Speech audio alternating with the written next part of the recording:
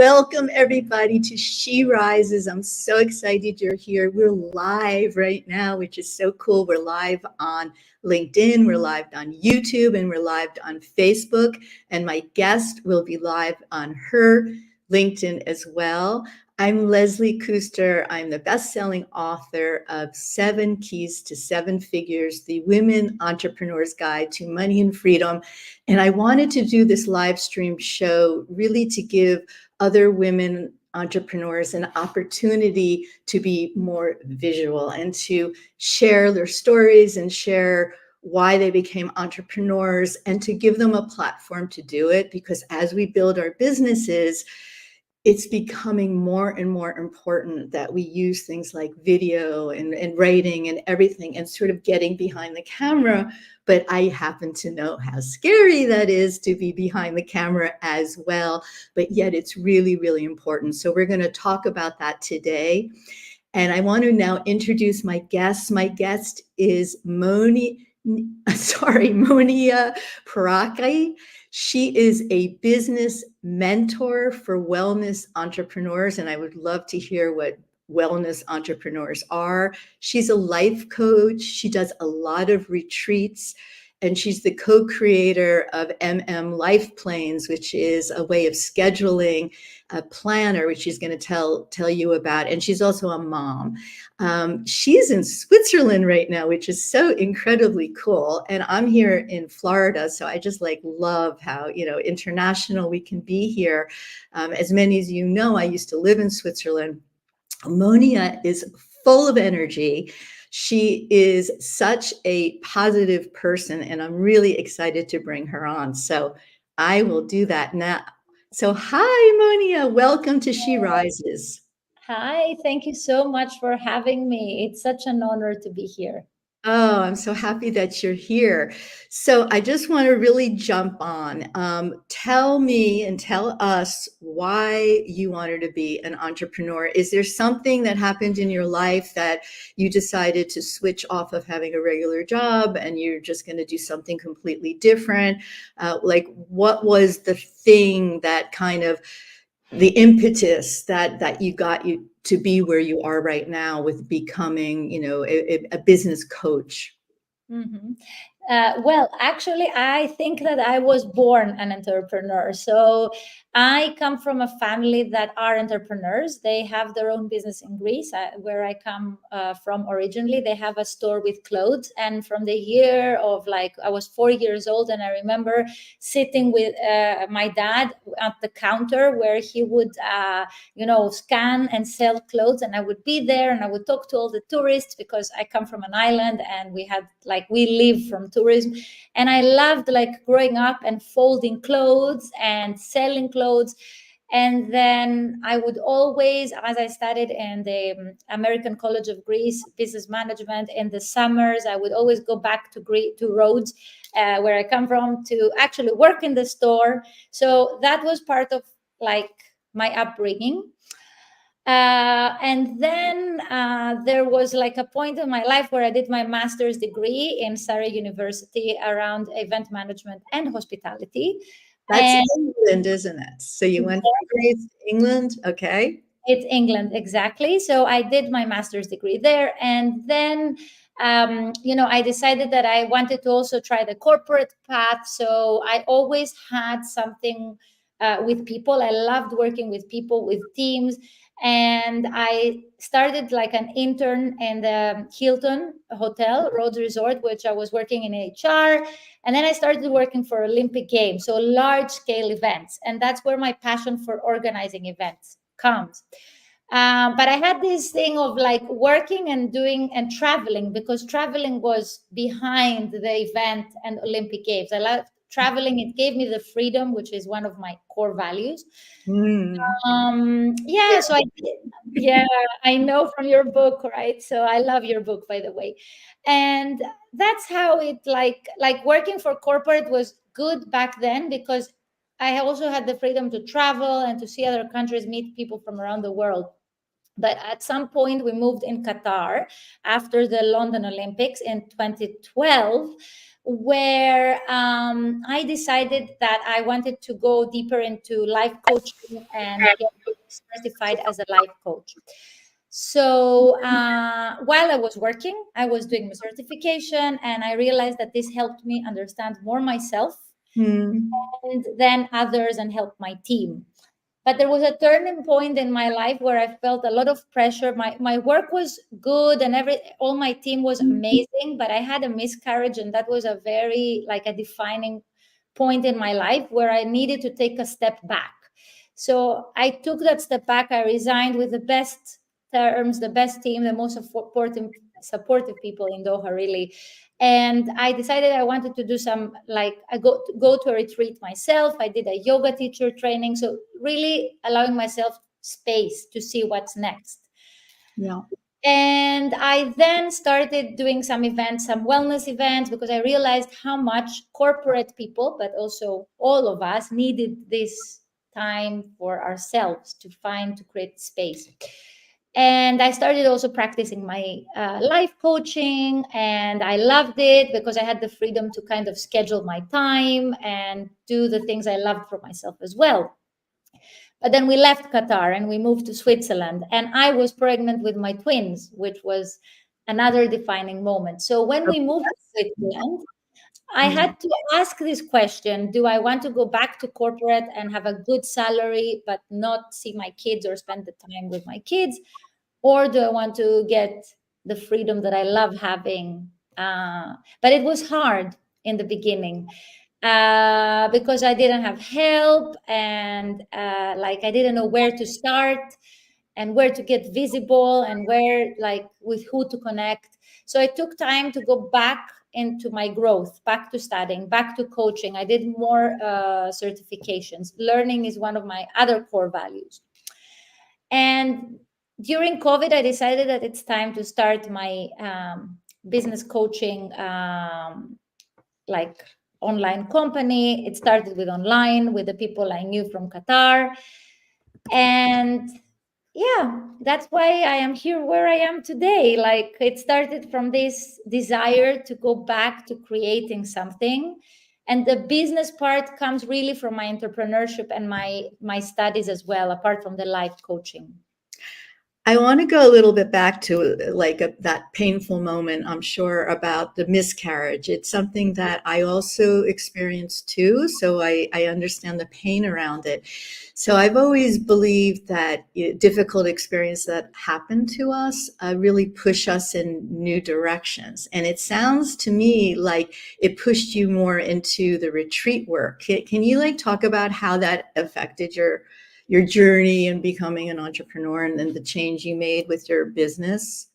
Yes, it's so true. It was such a turning point because it was so painful, but I realized that I had to reconnect with myself. And I love nature, I love traveling, and I love anything around wellness.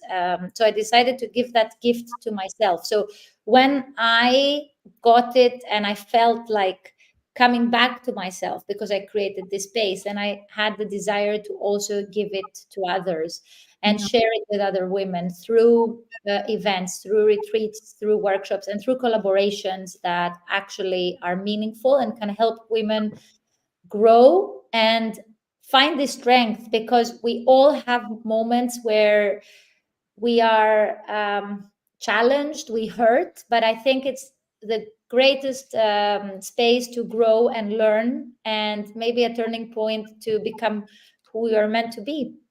Yeah, I love that. And I agree because we have to see like these events that happen in our lives not as a victim, but like what kind of opportunity is it, right? Or even gift is it? Because it literally like redirects you into new places. And I know, personally that's been that way with difficult things that have happened in my life. And so it was interesting to hear how it brought you into more the retreat work and all of that stuff. So Yeah. tell me, okay, I know you do like business mentoring, life coaching as well. Like, what is your approach to business mentoring, and what does that even mean? Yes.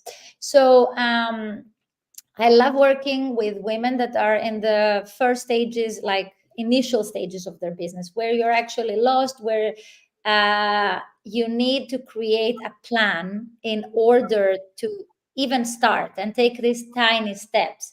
So, for example, I usually, my target audience or the people I coach are usually in the wellness area. So they're either yoga teachers, health coaches, even life coaches, or people that are studio owners. They own a actual physical yoga studio or wellness studio here in Zurich, and they want to either grow their audience, create a community, create a signature offer that defines them, that they can sell. And I help them see the big picture, but then really break it down in tiny steps and Mm. help them with the accountability to stay focused on how, like, actually they have all the answers. So in everything we do in our life, a coach or a mentor can help us with asking the right questions, with supporting us. But deep inside, we all know what is right for us. We all know what is good for us. But then with the support of a business mentor, you can reach the result you want faster. Yeah, it's so important. Like I always say also that without having like the guidance, you don't really know what you don't know, and that's the biggest problem. Like when you're starting out, especially, you have no idea. Like you don't really, you think you know maybe some things, and you're right, we do have the answers inside, but there's some really practical things, right, in starting businesses that we need to know. So like what would you say for a woman starting their own business, like you said, in really in any industry, what would you say is the most important thing if she's going to be starting a new business? And I know there's many important things and many steps, but what would you say is the most important thing? To start with a vision, to have a clear vision of what she wants. And sometimes this is something that is hard because people lack clarity. But if you do not have clarity on what you want, it's hard to take the next steps. So the first thing is really to sit down and think, how would you like your business and life, because they're interrelated. If you have a business that works, your life improves. So improves in ways that how you would like your life to be. As at the end of the day, we define what success is to us, what our life ideal life looks like. So the vision is really the first step. And what do you actually want to do and why? Yeah, that's so incredibly important. What is it you want? So how do you create a vision? Like, what is the steps to actually even create a vision? You want to start a yoga studio, as you said, or you want to become a health coach or something like that. So how do you even ask answer that question? Like, what my vision is? What kind of questions would you ask? That's a great thing you're saying now, because I'm just going to be running a workshop tomorrow around creating your vision board, and I have a lot of questions in front of me. So first of all, my first question around journaling, and I get my clients or in workshops to create a vision board. So a visual representation of what you want to achieve in your life with and business without any constraints. So you want to own a yoga studio or a wellness center, let's say in St. Moritz.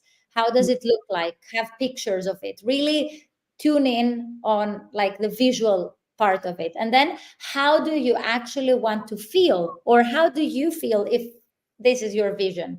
Do you Yeah. feel freedom? Do you feel happiness? Do you feel, because it is the first step. Of course, everything else and the plans come later. But if we don't start with a dream, then we will always be limited on the day-to-day things. So then how does your ideal life look like? Because the vision needs to represent your ideal life, and that's a core part of your vision. Thinking about the big picture, if nothing is in your way, and how does it feel, how does it look, all these things connecting deeply to our heart, and then putting it down into a visual representation or in writing. And there are tools to help people, like a visualization, a meditation. And I was actually listening to your manifestation meditation yesterday, and I think it's so powerful to have this vision and then to actually listen to it every day and feel or think that it's already happening, and having this clarity more and more and more. I didn't used to believe in this stuff. Like, I think I spent like practically my whole life not even thinking about like having a vision or having a goal, even having goals. I kind of was more like, trust in things and things will happen and things like that. And it really wasn't until like my 50s when I started to really learn about manifestation, creating visions, writing things down, meditating with ideas and things like that. And my God, anyone listening to this stuff really completely works. Yeah. And I write my own vision at the before the beginning of the year. So right now we're at the beginning of the year, so I just did it a month or so ago, and really write the vision down of what you want in all aspects of your life and your business and everything. And what's like unbelievable is when I go back to 2022, 2020, 2019 or so, when I started doing it, these things have already happened. So right. And so for Yeah. anybody listening, this is like one of the biggest keys to business success. Like, yes, you need to know your numbers. Yes, you have to have a good product. Yes, all these kind of things. But you need to really work with the universe and your feminine power to what I like to say, to partner with that part of us that's available to us, and make it easier to actually create the business you want. Yes, and I need to share an example here. You might laugh, but I don't know. You were in my vision board last year, so Oh, I was following you. I loved what you were talking about. I related to the things you were talking about. They touched my heart and soul. And the vision is the first part, but taking action is also important. So if, for example, I was reading your newsletter. This is something you created, and that's the next step for a business, like to communicate your message, because then your audience and the people you talk to will definitely connect. So I was following your newsletters for a year. I had you on my vision board because I thought, I love what she's talking about. I love books, and I related with a lot of the things that you shared. And then I took action and I wrote to you, I replied to one of your newsletters, and that's how we started talking. yeah. So that's the thing, that of course it's great to have a vision and you have to start from there. But then it's also so important to be brave and take action, even with the people or the things we feel that are a bit out of our comfort zone. Yeah, I absolutely love that, and I totally agree. It's wonderful to do vision boards. It's wonderful to hug trees. It's wonderful Yeah, to manifest. It's wonderful to meditate, but you exactly. actually have to take the action on it. Yeah. This is a really good point you just brought up, that you said that you were following me, or you have my newsletter and you were reading about it. And a lot of times when we are business owners, we're trying to communicate out in the world, we like have absolutely no idea if anybody's even reading our stuff or looking at our stuff or cares about our stuff, right? Like whatsoever. And I think that's also like back to the topic of visibility. Mhm. Like, I had no idea that I was in your vision board the other day. Like, I was just going through my life, and I had no idea that Moni is doing this. Yeah. And this is why everyone listening, why becoming more visible is really important, because like we don't really know, don't you agree? We don't really know like who we're touching or when we're touching. Yeah. Um, you seem like someone who's like comfortable being visual, visible and on camera and everything. Can you just talk a little bit about your own journey of being more visible, and also how to help other women who struggle with it? Yeah. So first of all, even if I'm personally an extrovert and I'm comfortable, speaking to people, there are moments that I also feel introverted and feel that I need to have my own space and tune in my own space. And that's something that is very important to tap into, to really, do not force yourself to do like a talk or going to camera when you don't feel like it. Embrace the fact that you're human. We all have to embrace that. So in my journey, it was always about connections, about meeting people. I love community. And I do, when I moved in Switzerland and people see where I have reached now, where I have a good following, and I am now invited from people to do workshops. But when I moved here, I knew nobody. I was literally crying every day and saying to my husband, why did we move here? What am I going to do here? But I was playing the victim because Mm.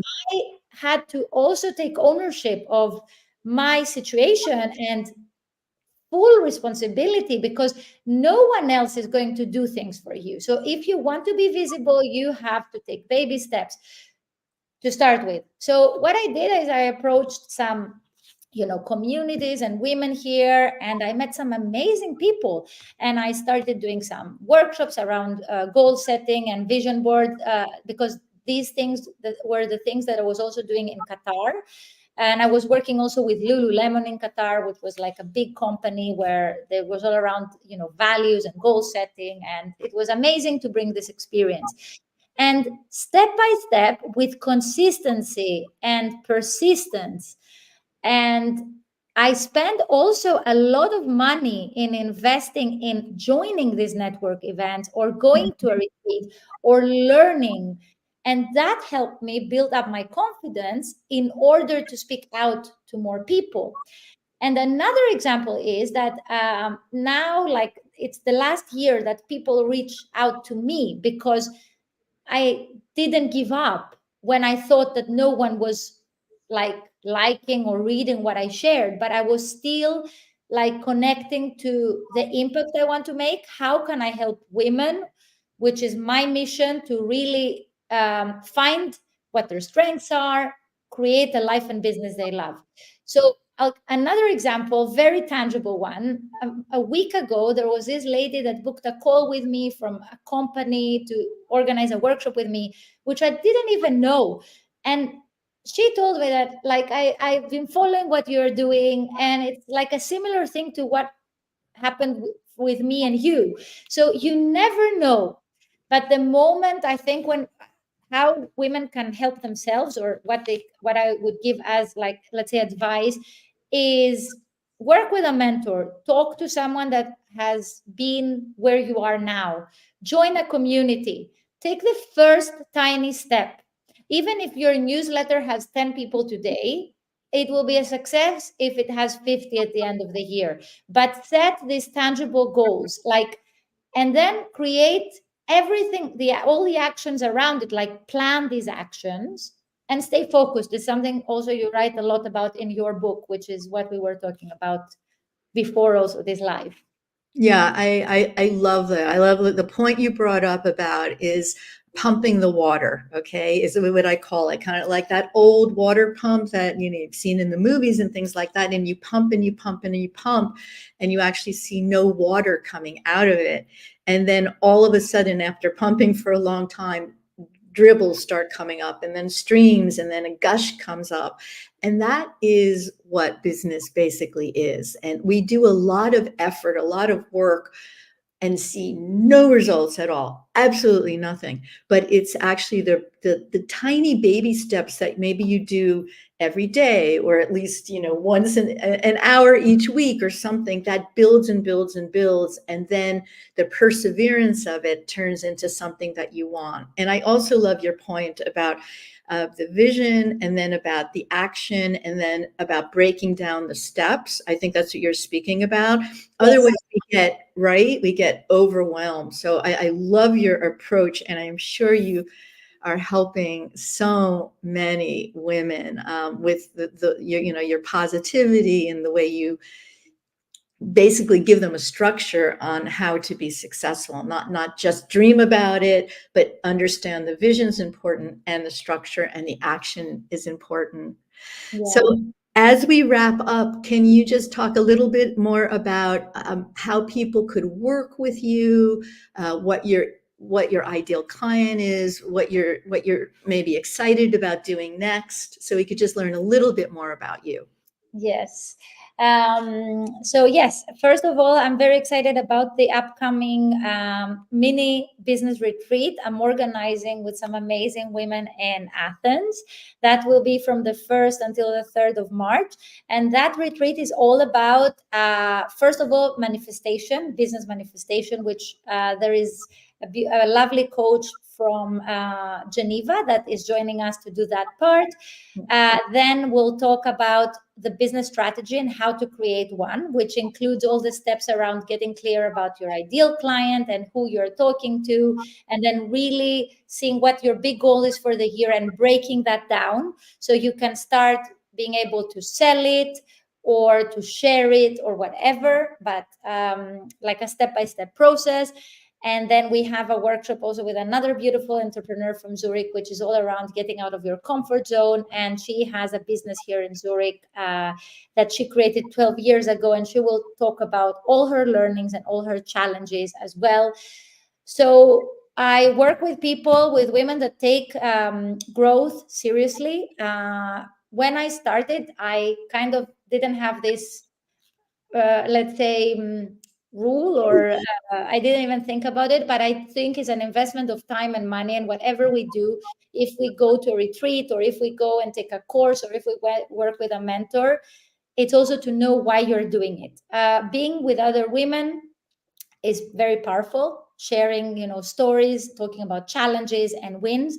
That's why I love organizing workshops and events and doing these retreats.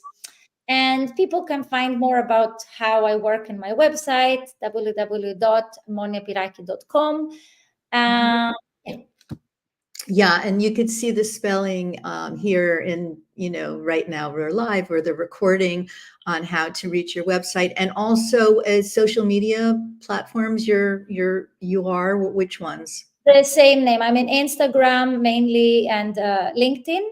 So these are the main two platforms I'm using at the moment. So please feel free to reach out and connect and let's have a chat. I love meeting people. And one of my goals was also not to constrain myself with one part of the world, but to be able to reach out and talk to women from around the world. And powerful, because at the moment I have a client in Qatar, I have a client in Oman, I have a client in the UK. So it's really nice. And I love doing the in-person workshops here in Switzerland as well, with lovely guests many times. Wonderful. Monia, thank you so much for being here today. We've absolutely loved having you. You shared so many valuable tips. It was absolutely fantastic. So thank you so much. And thank you everybody for listening or for watching the show. Again, I'm Leslie Kuster. Definitely check out right now at the bottom, grab your free $1 Million resource guide. You just go to my website, lesliekuster.com. The resource guide is my gift to you. It's like I took out my Rolodex and I put in, the best podcasts and the best books that I've read and coaches and even financial investments, real estate investments. So definitely check out my website and go and grab the $1 Million resource guide. And thanks again. And I will see everybody on the next She Rises. Thanks.